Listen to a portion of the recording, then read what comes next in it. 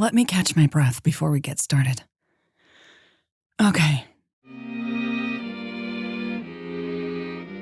Welcome to the Lesbian Romantic podcast. This is The Taste of a Smile, Part 9, Negative Energy.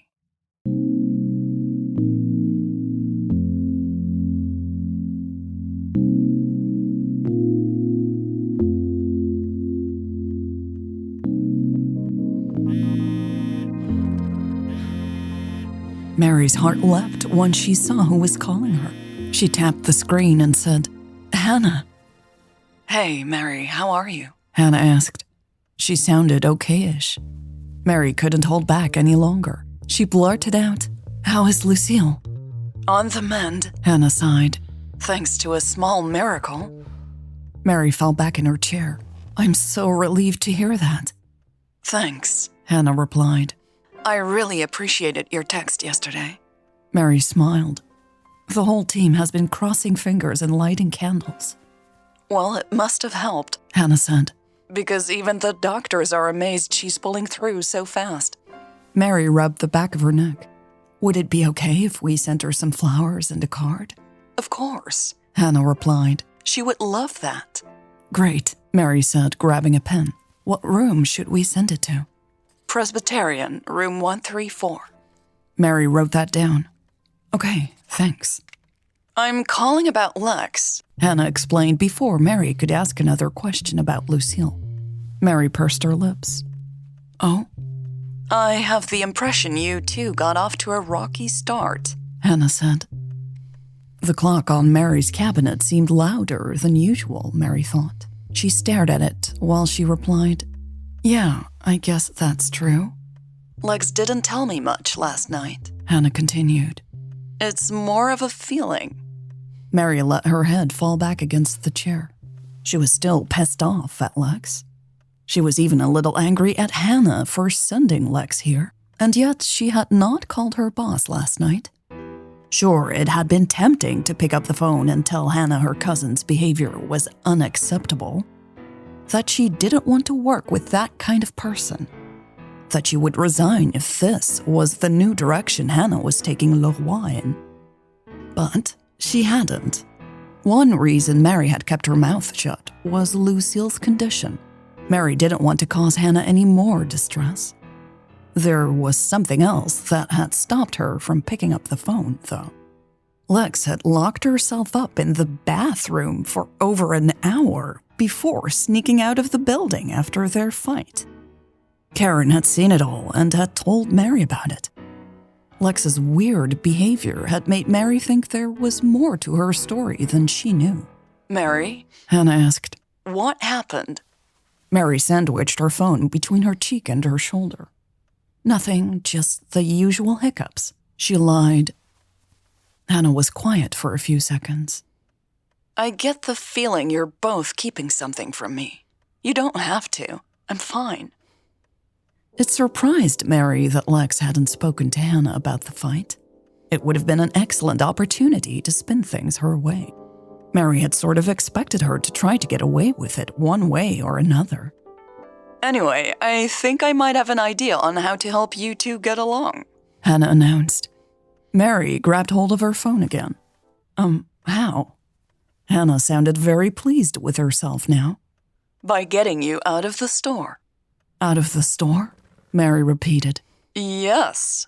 The day-to-day stuff can make one focus on the details too much, you know? Obsess about the differences rather than trying to find common ground," Hannah continued. Mary got up from her chair. She had no idea what Hannah was talking about. "I have tickets for Retail Experience Expo. I can't go because of my mom, and I thought maybe you should go."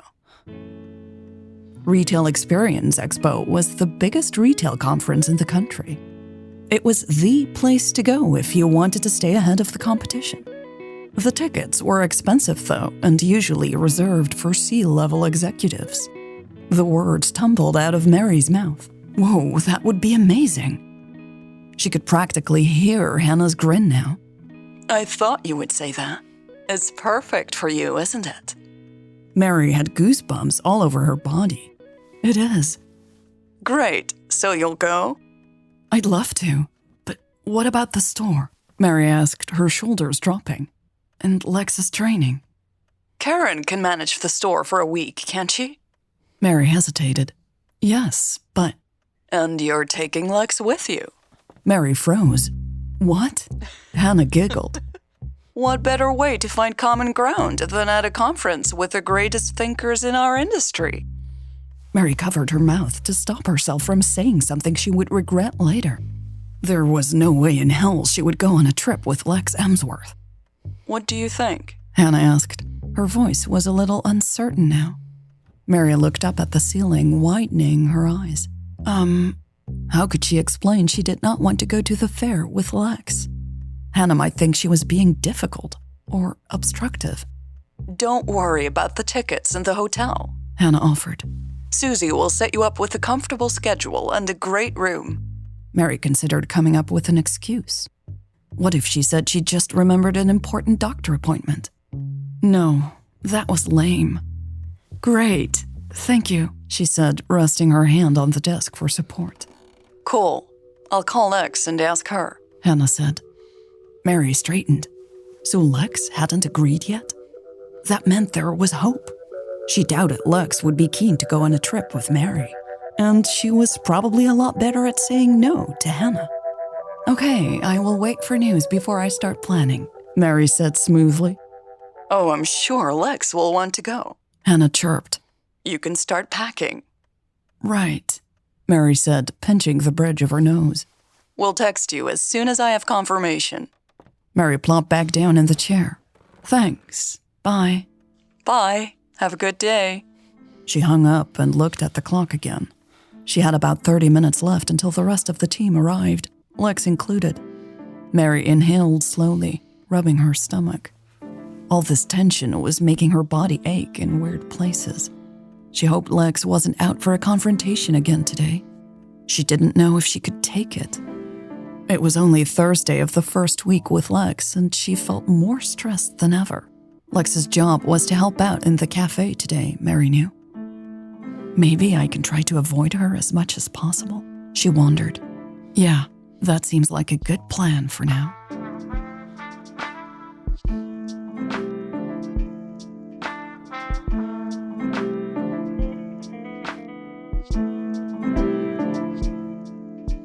Later that day, Mary walked into her grandmother's part of the house. She was absolutely exhausted. She had spent the whole day trying to avoid Lex. Mary couldn't remember ever being this relieved to be away from work. She would have to face Lex again sooner rather than later, she knew. Hannah had texted Mary within an hour after their call. Lex had agreed to go on the trip to Washington. By noon, the whole trip had been scheduled. Mary sighed and called out, "Grandma?" She didn't wait for a reply and barged straight into the living room. "Hey, careful!" Elsa yelped. The door had bumped into something and Mary quickly pulled it back. "You almost knocked me over," her grandmother shrieked. Mary peeked around the corner. Elsa was climbing down a chair, her hands wrapped tightly around its back. "I'm sorry," Mary said, stepping into the room. "I didn't know you were." She glanced at the chair and back at Elsa. "It's okay, I didn't fall," her grandma replied and straightened. "What are you doing?" Mary asked, closing the door behind her. "Putting up crystals," Elsa said, moving the chair aside. Mary looked up. Sure enough, there was a small crystal dangling from a thin thread pinned to the white ceiling. It was an odd, decorative touch, she thought. "It cleanses the room," Elsa explained, holding up another shiny crystal. "The air?" Mary asked, frowning at the thing. Elsa chuckled. "No, dear, the negative energy." On any other day, Mary would have smiled about her grandma's weird projects and beliefs. Tonight, she was just too damn tired. She sighed instead. "Can I have one then?" Elsa quirked a thin, dark eyebrow. It stood in stark contrast with her tousled white hair. "Why do you need one?" Mary put her hands on her sides. "I've had a really bad week." Her grandma strolled to the couch. "What happened?" she asked as she sat down. Mary followed her and lowered herself into her favorite wicker chair. I can't stand the new store manager. Elsa crossed her legs. The person replacing you? Yes, Mary replied. She has no clue what she's doing, and she's rude. Mary shook her head in frustration. I've never met someone so annoying, to be honest. Her grandmother giggled. Don't hold back, honey. Mary's cheeks flushed. I'm sorry. You know I usually don't say stuff like that. No, you don't, Elsa agreed. Why has she gotten under your skin so much? I just feel like I made a big mistake. I should have asked who was going to replace me before accepting this new job. Mary rambled, waving her hands around. Elsa tilted her head to the side. How so? Mary slapped her hands on her knees. Hannah should have told me she was going to put this woman in charge of my store. Your store? Elsa asked. Yes, Mary repeated. My store. Elsa nodded slowly and smoothed out the fluffy blanket lying next to her. Mary pulled up her legs and wrapped her arms around them. What? Nothing, Elsa said, her tone playful. Just that I didn't know you bought the store. When did you do that? Mary glared back at her grandmother. Elsa continued, unperturbed. Hope you didn't take out an advance on your inheritance. I plan on staying alive for a bit longer. Grandma, seriously? Mary balked. What? Is that so weird to ask? Mary threw up her hands, nearly falling out of the chair. Yes, I would never do anything like that. Elsa wagged a finger at her. And yet you think you get to decide what Hannah does with her store. Ugh, Mary blurted out, wrapping her arms around her legs again. She knew Elsa had a point.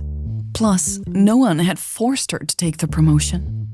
Mary had to let go of the store and the team. She just didn't know how she was supposed to do that with Lex Emsworth around. Elsa got up and crossed the room to where she had left the chair. Sounds to me like your job is to train this lady the best you can and then move on. It's not that simple, Mary whined. Her grandma held up the second crystal in front of her reading lamp. Why not? Because I'll be stuck with this woman day and night next week. Mary sighed in a final attempt to convince her grandma of her horrible fate. I have to go on a trip with her. Elsa stepped to the side of the room and peered at the ceiling. You have to share a hotel room? Mary uncurled herself. Thank goodness, no. Elsa stuck out her arm above her head, falling way short of reaching the high ceiling. Not day and night, then. You're being difficult, Mary grumbled. But she knew her grandma was right again. Gosh, she was being a bit of a drama queen about all of this, wasn't she? This whole situation forced her to take a look in the mirror, and she did not like what she saw.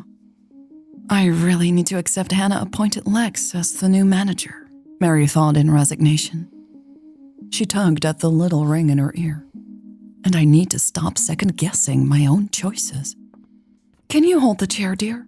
Elsa asked. Mary pushed herself up, determined to stop whining. Want me to put it up there? She offered. Elsa hesitated. Okay, but don't touch it. Afraid I'll ruin it with my negative energy? Mary asked, her tone sarcastic. Yes, Elsa replied, tapping the tip of Mary's nose affectionately. Mary's heart swelled in her chest when she met her grandmother's gaze. She smiled and climbed onto the chair. I'll make sure not to touch it, she promised.